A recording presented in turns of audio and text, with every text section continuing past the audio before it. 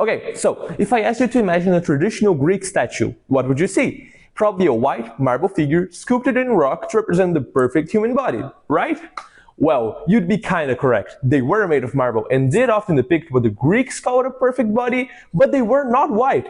In fact, if not all of them, the vast majority of sculptures were painted with bright and almost cartoonish inks in Greece, and some were even perfumed, but we'll get to that later in the video. People tend to think that the raw marble look has always been the face of Greece, that represents class and cultural refinement.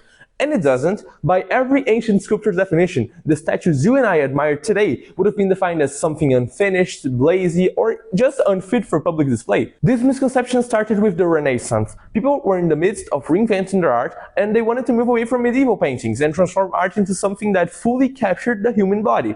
All of that's to say, they were very inspired by Greek and Roman art. Europe had just rediscovered it, and almost instantly the Greek artistic patterns representing the human body became the desired look for the Renaissance artists. Now, you've probably seen something get sun-bleached, so imagine what 1,000 years of that would do on thin layers of paint in the sculptures. It faded completely, and by the time that they were rediscovered, people just assumed that the raw marble was just always the intended look. So, you can see why people to this day believe that white sculptures are the epitome of social refinement and class. It is just a remnant of the artist from its rediscovery, and it proves in many ways that they were successful with their changes, even if they had misunderstood ancient art. Although some of their ideals faded, just like ink, they did help shape our modern understanding of the past from before their time. Okay, too much history, I know, but I believe that that's important to learn. It teaches us why people think that the statues were white. With that context in mind, we can now analyze how they truly looked and why we know that. Alright, let's talk about how we discovered that they were colorful in the first place. It turns out that it was right under our noses for the whole time. For centuries, archaeologists would find statues buried in the ground and take them out. Some were even buried for more than a millennia, and by all means, the statues were not clean. So, archaeologists always thought that it was just dirt that covered them. They would take their brushes and scrubs and clean it. The dirt that covered them was there, but there was also something below it. Traces of paint put there by the same artist that sculpted them, and we were brushing it off. For a very long time, we did not know that we were doing this. It wasn't until the 19th century that the idea started to spread.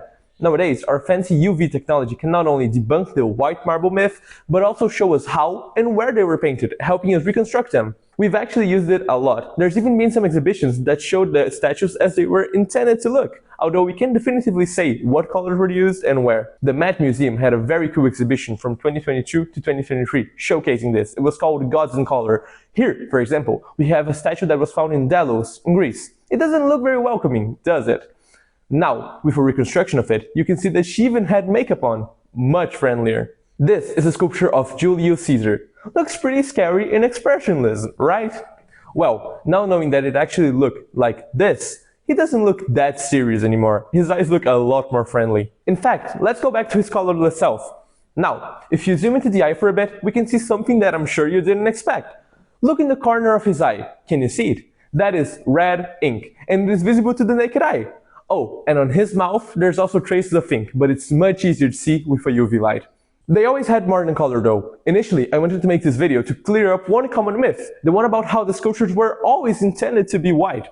While researching though, I discovered something that shocked me. Alongside painting though, the Greek also perfumed their art and infused them with oils as a way to turn the experience from being strictly visual to something very sensorial. And honestly, I think that's pretty smart. As I said though, the knowledge that they were scented and colorful only became mainstream in the 19th century. But in the Renaissance, people had also found clear evidence that they were colorful, be it on ancient texts depicting the different kinds of inks used, or from faint traces of it in the sculptures. There were many signs that challenged the misconception, but it was already too embedded in society. People just didn't accept it. They wanted the statues to be white, otherwise it shattered their vision of reality. Thankfully though, science has evolved, and we now know just how charming ancient Greece and Rome were.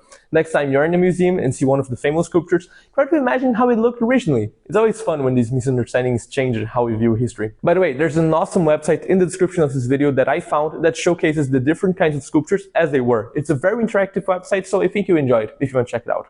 Thank you for watching this video, and I'll see you in the next one. Bye bye!